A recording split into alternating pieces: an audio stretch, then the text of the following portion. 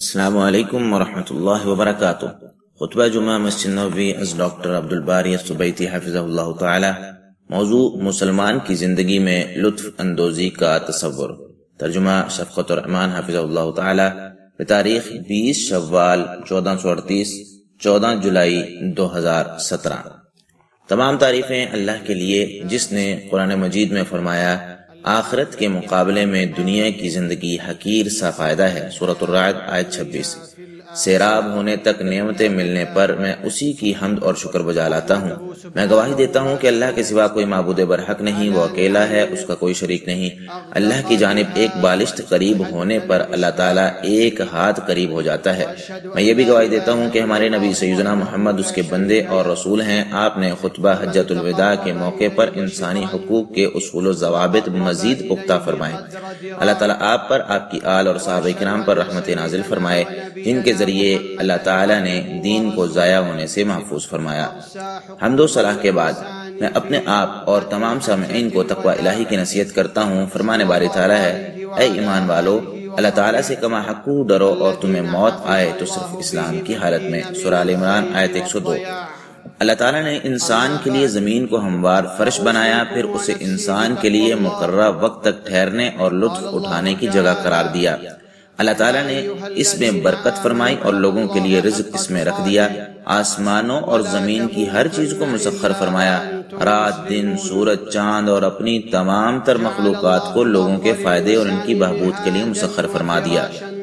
انسان کے لیے مفید چیزیں مسخر کرنے کی حکمتوں میں یہ بھی شامل ہے کہ مسلمان اللہ تعالیٰ کی حلال کردہ چیزوں سے لطف اندوز ہو سکے اور اپنے آپ کو زندگی سے لطف اندوز رکھے۔ رسول اللہ صلی اللہ علیہ وسلم کا فرمان ہے، بے شک تمہارے بدن کا تم پر حق ہے، تمہاری آنکھوں کا تم پر حق ہے، تمہاری بیوی کا تم پر حق ہے، اور تمہارے مہمان کا تم پر حق ہے۔ اور اللہ تعالیٰ کا فرمان ہے، آپ ان سے پوچھیں کہ اللہ تعالیٰ نے اپنے بندوں کے لیے جو زینت اور کھانے کی پاکیزہ چیزیں پیدا کی ہیں انہیں کس نے حرام کر دیا؟ آپ کہہ دیں یہ چیزیں دنیا کی زندگی میں ان لوگوں کے لیے ہیں جو ایمان لائے، اور قیامت کے دن تو خالصتاً انہی کے لیے ہوں گی۔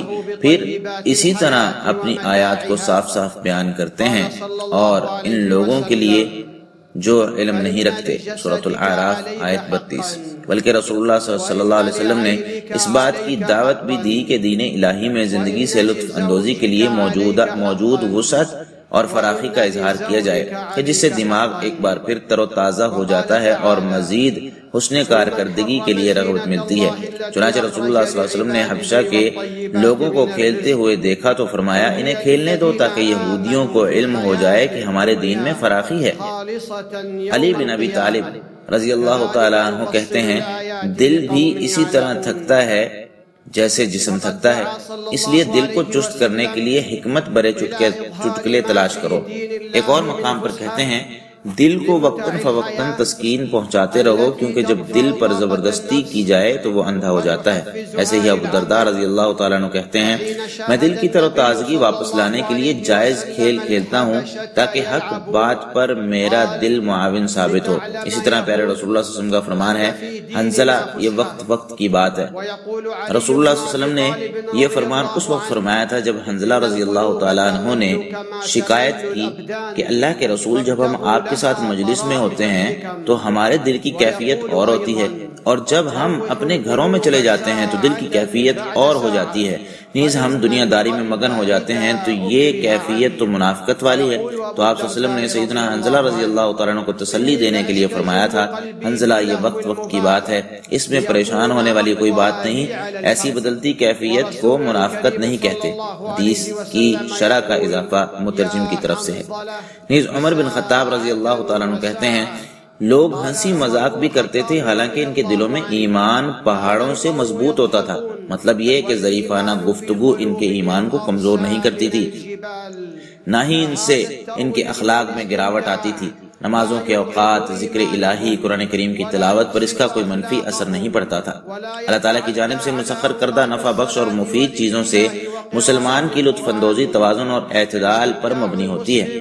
اسی طرح مسلمان فطری زندگی گزارتا ہے اور اللہ تعالیٰ کی جانب سے حلال کردہ چیزوں سے خوب لطف اندوز ہوتا ہے۔ دوسروں میں خوشیاں اور مسکراہٹیں بانٹتا ہے، خصوصی طور پر عید اور شادی بیاہ کے موقع پر خوشیاں بانٹنے کا اہتمام کرتا ہے۔ انسان جب شرعی دائرے میں رہتے ہوئے دینی اصولوں کے مطابق زندگی سے لطف اندوز ہو تو اسے اجر و ثواب بھی ملتا ہے۔ چنانچہ رسول اللہ صلی اللہ علیہ وسلم کا فرمان ہے، تمہیں شرمگاہ کے صحیح استعمال پر بھی ثواب ملتا ہے۔ صحابہ کرام نے عرض کیا، اللہ کے رسول، کوئی اپنی شہوت پوری کرے تو کیا اسے بھی ثواب ملے گا؟ تو آپ صلی اللہ علیہ وسلم نے فرمایا، یہ بتلاؤ کہ اگر وہ حرام طریقہ اپنائے تو کیا اسے گناہ نہیں ہوگا؟ تو اسی طرح حلال طریقہ اپنائے تو اس کے لیے اجر بھی ہوگا۔ اسی طرح آپ صلی اللہ علیہ وسلم کا یہ بھی فرمان ہے، دنیا سے عورتوں اور خوشبو کو میرے لیے محبوب بنایا گیا ہے اور میری آنکھوں کی ٹھنڈک نماز میں رکھی گئی ہے۔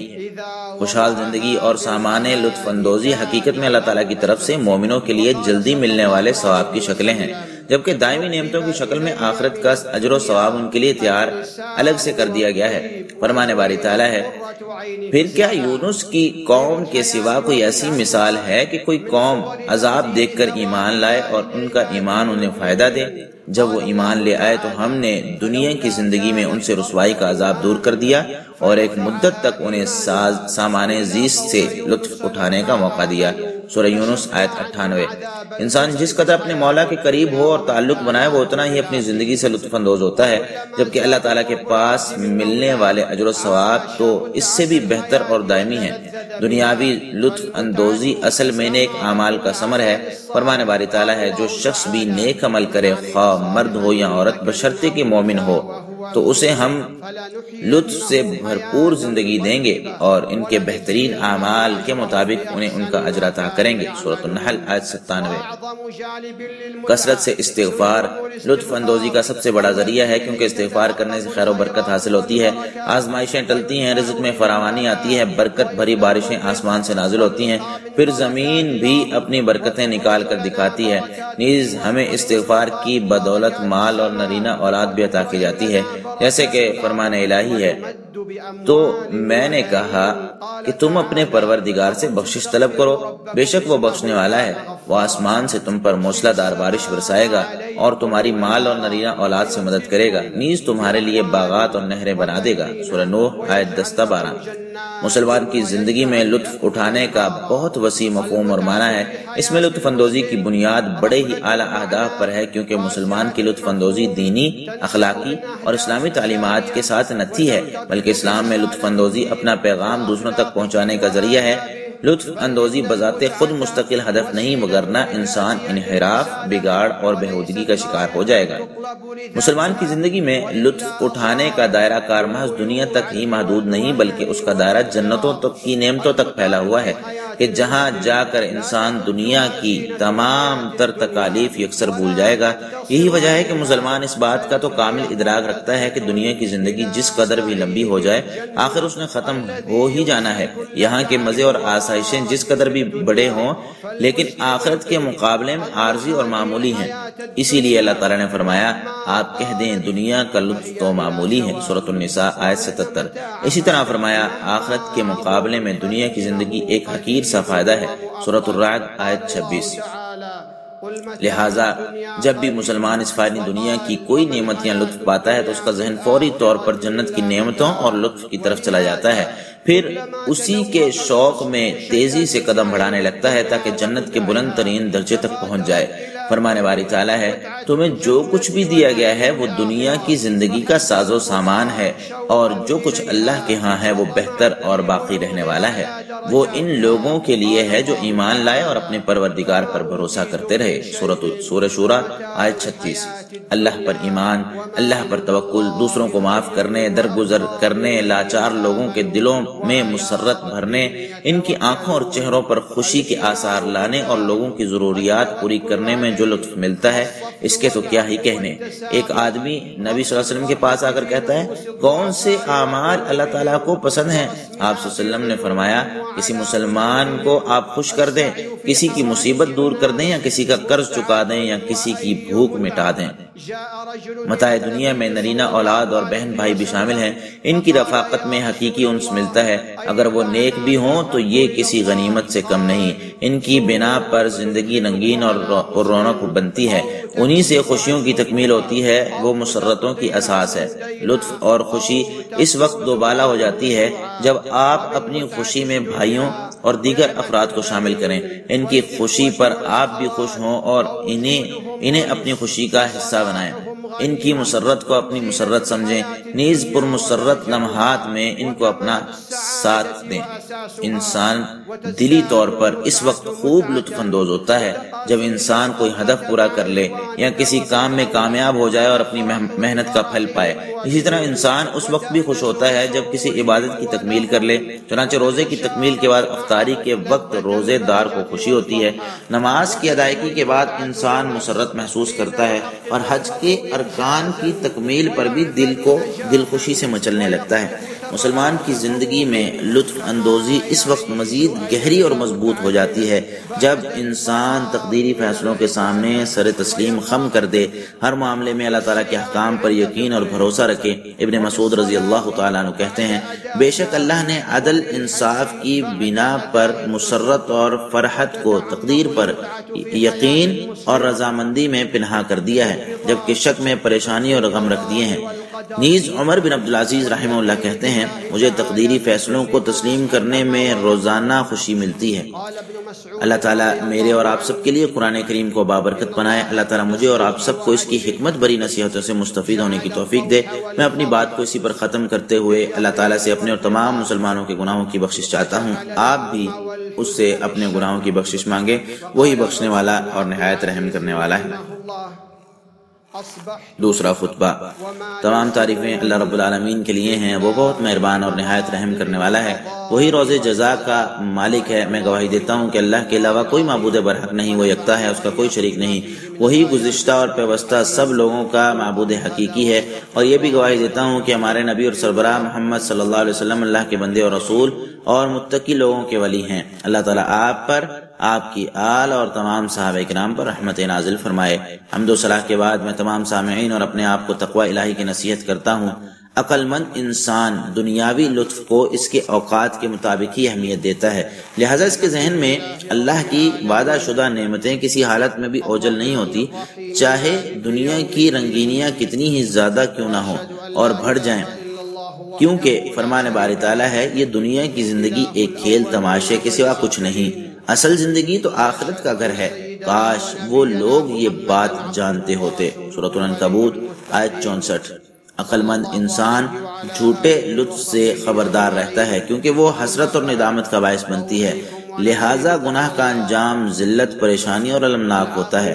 نیز کوئی بھی نعمت زوال پذیر ہوتی ہے تو اس کا سبب گناہ ہی ہوتے ہیں، کیونکہ فرمان باری تعالیٰ ہے، اللہ تعالیٰ کسی قوم کی حالت کو اس وقت تک نہیں بدلتا جب تک وہ اپنے اوصاف خود نہ بدل دے، اور جب اللہ تعالیٰ کسی قوم پر مصیبت ڈالنے کا ارادہ کر لے تو پھر اسے کوئی ٹال نہیں سکتا، اور نہ ہی اس کے مقابلے میں اس قوم کا کوئی مددگار ہو سکتا ہے۔ سورۃ الرعد آیت 11۔ ایسی لطف اندوزی جو غضب الہی اور ناراضی کا باعث بنے، اس سے بڑھ کر حسرت اور ندامت کا سبب کیا چیز ہو سکتی ہے؟ فرمان باری تعالیٰ ہے، یہ اس لیے کہ تم زمین پر باطل سے لطف اٹھاتے تھے اور اس پر اتراتے تھے، اب دوزخ کے دروازوں میں سے داخل ہو جاؤ، تم اس میں ہمیشہ رہو گے، تکبر کرنے والوں کا کیسا برا ٹھکانہ ہے۔ سورہ غافر آیت 75 تا 76۔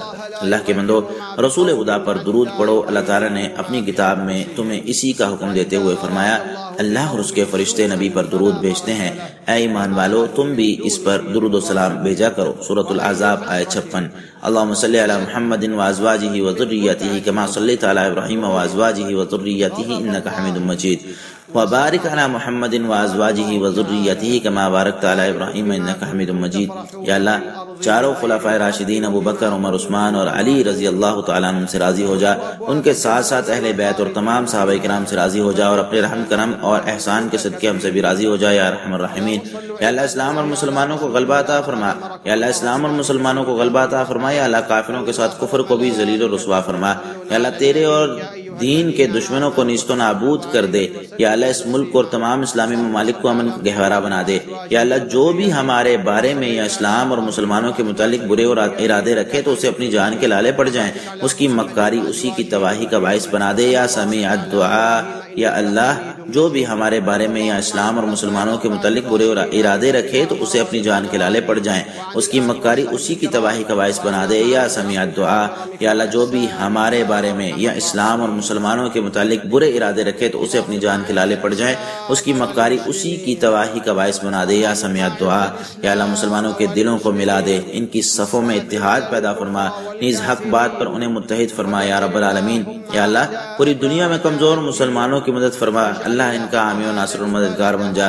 یا اللہ وہ بھوکے ہیں ان کے کھانے پینے کا بندوبست فرما، وہ ننگے پاؤں ہیں انہیں جوتے عطا فرما، ان کے تن برہنہ ہیں انہیں ڈھانپنے کے لیے کپڑے عطا فرما۔ یا اللہ ان پر ظلم ڈھایا جا رہا ہے ان کا بدلہ چکا دے، یا اللہ ان پر ظلم ڈھایا جا رہا ہے ان کا بدلہ چکا دے، یا اللہ ان پر ظلم ڈھایا جا رہا ہے ان کا بدلہ چکا دے۔ یا قوی یا عزیز، یا اللہ ہم تجھ سے جنت اور اس کے قریب کرنے والے اعمال کی توفیق مانگتے ہیں، نیز جہنم اور اس کے قریب کرنے والے تمام تر اعمال سے تیری پناہ چاہتے ہیں۔ یا اللہ ہم تجھ سے ہر قسم کی خیر کا سوال کرتے ہیں، چاہے وہ فوری ملنے والی ہو یا تاخیر سے، ہمیں اس کے بارے میں علم ہے یا نہیں، اور اسی طرح یا اللہ ہم ہر قسم کے شر سے تیری پناہ چاہتے ہیں، وہ فوری آنے والا ہے یا تاخیر سے، ہمیں اس کے بارے میں علم ہے یا نہیں۔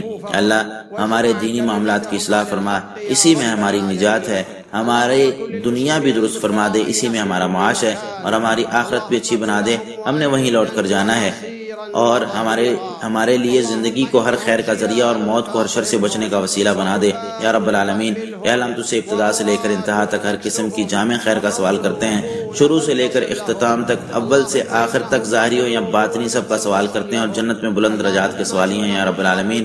یا اللہ ہم تجھ سے اگلے پچھلے خفیہ اعلانیہ تمام گناہوں سمیت ان گناہوں کی بخشش بھی مانگتے ہیں جنہیں تو ہم سے بھی زیادہ جانتا ہے، تو ہی پست و بالا کرنے والا ہے، تیرے سوا کوئی حقیقی معبود نہیں۔ یا اللہ تو معاف کرنے والا ہے، معافی کو پسند بھی فرماتا ہے، یا اللہ ہمیں تو معاف فرما دے۔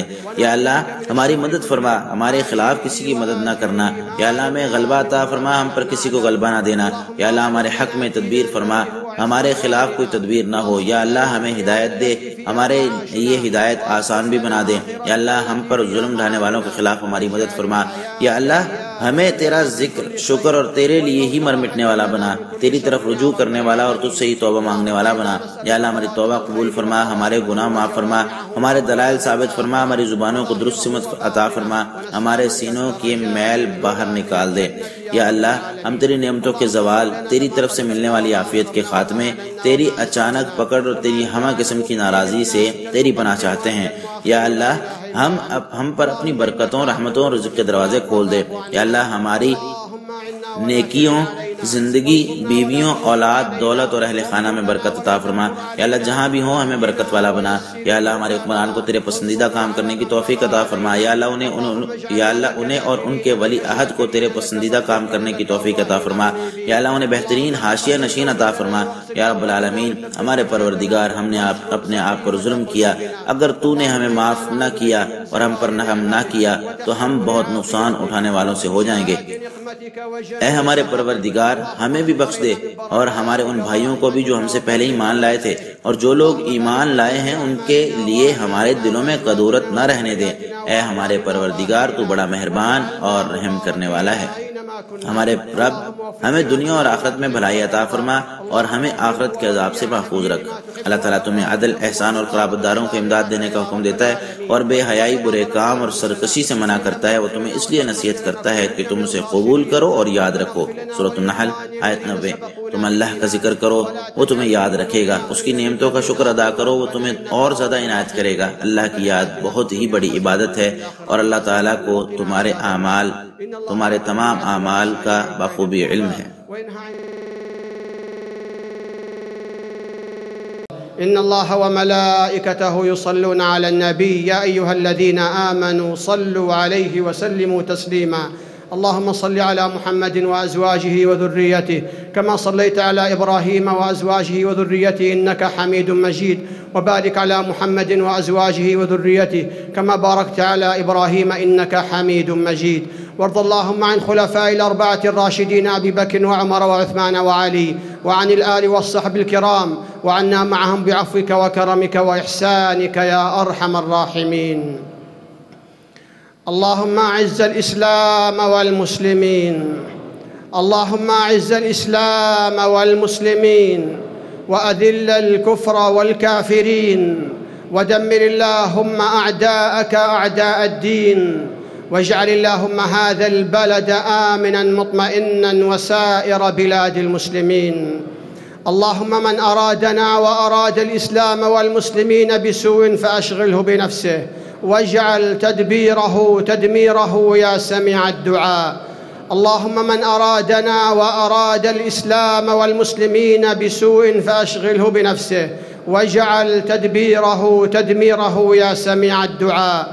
اللهم من أرادنا وأراد الإسلام والمسلمين بسوء فأشغله بنفسه، واجعل تدبيره تدميره يا سميع الدعاء. اللهم ألف بين قلوب المسلمين ووحد صفوفهم واجمع كلمتهم على الحق يا رب العالمين. اللهم كن للمسلمين المستضعفين في كل مكان، اللهم كن لهم مؤيداً ونصيراً وظهيراً. اللهم إنهم جياع فأطعمهم، وحفاة فاحملهم، وعراة فاكسهم، ومظلومون فانتصر لهم. اللهم إنهم مظلومون فانتصر لهم، اللهم إنهم مظلومون فانتصر لهم يا قوي يا عزيز. اللهم إنا نسألك الجنة وما قرب إليها من قول وعمل، ونعوذ بك من النار وما قرب إليها من قول وعمل. اللهم إنا نسألك من الخير كله عاجله وآجله ما علمنا منه وما لم نعلم، ونعوذ بك من الشر كله عاجله وآجله ما علمنا منه وما لم نعلم. اللهم أصلح لنا ديننا الذي هو عصمة أمرنا، وأصلح لنا دنيانا التي فيها معاشنا، وأصلح لنا آخرتنا التي فيها معادنا، واجعل الحياة زيادة لنا في كل خير، والموت راحة لنا من كل شر يا رب العالمين. اللهم إنا نسألك فواتح الخير وخواتمه وجوامعه وأوله وآخره وظاهره وباطنه، ونسألك الدرجات العلى من الجنة يا رب العالمين. اللهم اغفر لنا لما قدمنا وما أخرنا وما أعلنا وما أسررنا وما أنت أعلم به منا، أنت المقدم وأنت المؤخر، لا إله إلا أنت. اللهم إنك عفو تحب العفو فاعف عنا. اللهم أعنا ولا تعن علينا، وانصرنا ولا تنصر علينا، وامكر لنا ولا تمكر علينا، واهدنا ويسر الهدى لنا، وانصرنا على من بغى علينا. اللهم اجعلنا لك ذاكرين لك شاكرين لك مخبتين لك أواهين منيبين. اللهم تقبل توبتنا واغسل حوبتنا وثبت حجتنا واسلل سخيمة قلوبنا. اللهم إنا نعوذ بك من زوال نعمتك وتحول عافيتك وفجاءة نقمتك وجميع سخطك. اللهم ابسط علينا من بركاتك ورحمتك وفضلك ورزقك. اللهم بارك لنا في أعمالنا وأعمالنا وأزواجنا وذرياتنا وأموالنا وأهلينا، واجعلنا مباركين أينما كنا. اللهم وفق إمامنا لما تحب وترضى، اللهم وفقه وولي عهده لما تحب وترضى، وارزقهم البطانة الصالحة يا رب العالمين. ربنا ظلمنا أنفسنا وإن لم تغفر لنا وترحمنا لنكونن من الخاسرين. ربنا اغفر لنا ولإخواننا الذين سبقونا بالإيمان، ولا تجعل في قلوبنا غلا للذين آمنوا ربنا إنك رؤوف رحيم. ربنا آتنا في الدنيا حسنة وفي الآخرة حسنة وقنا عذاب النار. إن الله يأمر بالعدل والإحسان وإيتاء ذي القربى وينهى عن الفحشاء والمنكر والبغي يعظكم لعلكم تذكرون. فاذكروا الله يذكركم واشكروه على نعمه يزدكم، ولذكر الله أكبر والله يعلم ما تصنعون.